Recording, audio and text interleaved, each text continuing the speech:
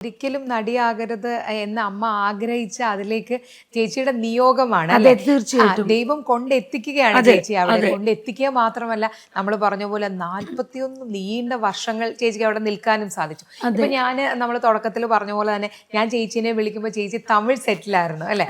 അപ്പം ഭാഷയുടെ അതിർവരമ്പുകളൊക്കെ കടന്ന് സീമാജി നായർന്ന നടിയെ നമ്മൾ അടയാളപ്പെടുത്തുകയാണ്. അതൊരു ഭാഗ്യല്ലേ ചേച്ചി? തീർച്ചയായിട്ടും തീർച്ചയായിട്ടും.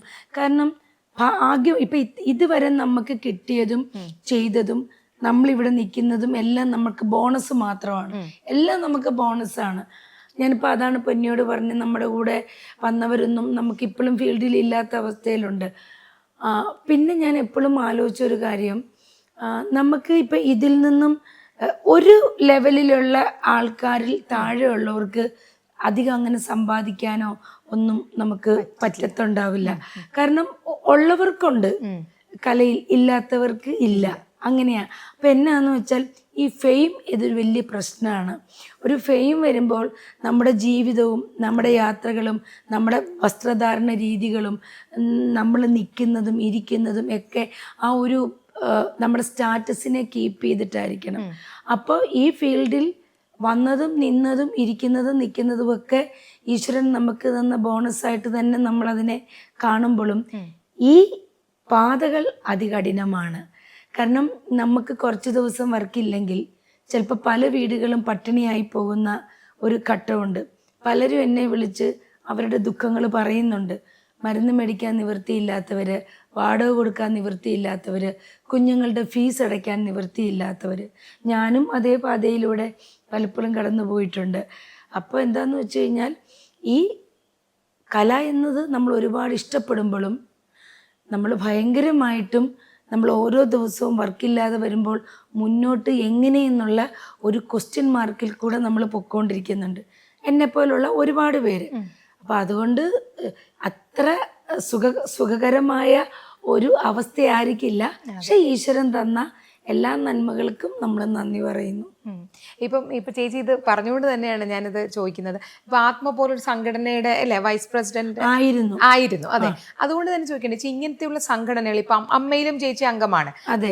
അപ്പൊ അമ്മ പോലെ ആത്മ പോലെയൊക്കെ സംഘടന ഇപ്പൊ ചേച്ചി പറഞ്ഞ പോലെ നമുക്കൊരു തൊഴിൽ ഉറപ്പ് അല്ലെങ്കിൽ ഈ കുറച്ചു പേർക്കൊക്കെ സഹായങ്ങൾ ഒരുപാട് ചെയ്യുന്നില്ല എന്നല്ല, അങ്ങനെ എന്തെങ്കിലും ചേച്ചിക്ക് തോന്നിയിട്ടുണ്ട്? കാരണം അങ്ങനെ ഒരു പൊസിഷനിലിരുന്ന ആളായത് കൊണ്ട് തന്നെ, അല്ലെങ്കിൽ ഇത്രയും വർഷം സംഘടനകളിൽ ഉണ്ടായത് തന്നെ എന്തെങ്കിലും ഒരു മാറ്റം അല്ലെങ്കിൽ എല്ലാവർക്കും?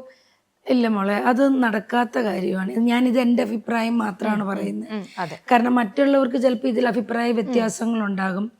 എത്ര വലിയ സംഘടനകളുടെ തലപ്പത്തിരിക്കുന്നവർക്കും അവർക്ക് ഒരിക്കലും മറ്റൊരു സംഘടനയെ കമാൻഡ് ചെയ്യാൻ ഒരിക്കലും പറ്റില്ല. ഇപ്പം ഒരു പ്രൊഡ്യൂസേഴ്സ് സംഘടനയോട് ഞങ്ങളുടെ അമ്മയിലുള്ള ആൾക്കാർക്ക് മാത്രം ചാൻസ് കൊടുക്കണം, ഈ ആർട്ടിസ്റ്റിന് ഒരുപാട് നാളായിട്ട് അവർക്ക് വർക്കില്ല, അതുകൊണ്ട് നിങ്ങൾ കൊടുത്തേ പറ്റുമെന്നൊരിക്കലും ആജ്ഞാപിക്കാൻ പറ്റത്തില്ല. റിക്വസ്റ്റ് ചെയ്യാൻ പറ്റും. പക്ഷെ ഈ റിക്വസ്റ്റ് ചെയ്താൽ പോലും അവർക്ക് അവരുടെ സിനിമയിൽ അവരെ ഉൾപ്പെടുത്താൻ പറ്റുമോ ഇല്ലയോ എന്നുള്ളത് നമുക്ക് ഒരിക്കലും അറിയില്ല. അപ്പോൾ അങ്ങനെയൊക്കെ ആദ്യം എല്ലാവരും പറഞ്ഞിരുന്നു, നമുക്ക് വർക്കിൽ തൊഴിലില്ലാത്തവർക്ക് തൊഴിൽ കണ്ടെത്തുക, തൊഴിൽ കണ്ടെത്തി കൊടുക്കുക, അങ്ങനെയൊക്കെ പറഞ്ഞിരുന്നു. പക്ഷെ അന്നും ഇന്നും എനിക്കറിയാം ഇതൊരിക്കലും നടക്കാത്ത കാര്യങ്ങളാണ്. നമ്മൾ ഏത് പ്രൊഡ്യൂസേഴ്സിനോടോ സ്ക്രിപ്റ്റ് റൈറ്റേഴ്സിനോടോ ആരോട് വേണേലും ചോദിച്ചു, അവർ പറയുന്ന ഒരു കാര്യമുണ്ട്, അവരുടെ കഥാപാത്രങ്ങൾക്ക് പറ്റിയവരെയാണ് അവർ കണ്ടെത്തുന്നത്.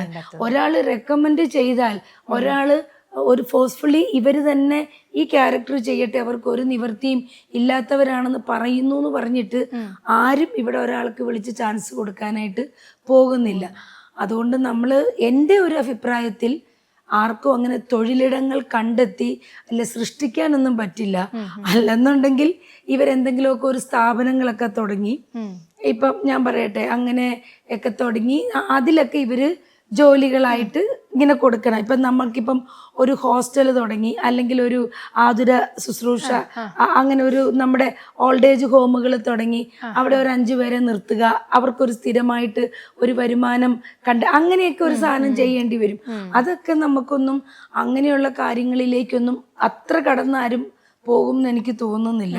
അപ്പം ഇതൊന്നും അത്രയും പെട്ടെന്ന് തൊഴിലിടങ്ങൾ സൃഷ്ടിച്ച് തൊഴിലിടങ്ങൾ കണ്ടെത്തി കൊടുക്കുക എന്ന് വെച്ചാൽ അത് എളുപ്പമുള്ള കാര്യമല്ല.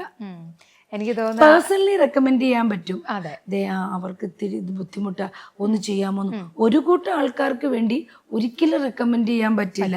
അങ്ങനെ പറ്റിയാൽ തന്നെ 1-2 പ്രാവശ്യം ചെയ്യാൻ പറ്റും.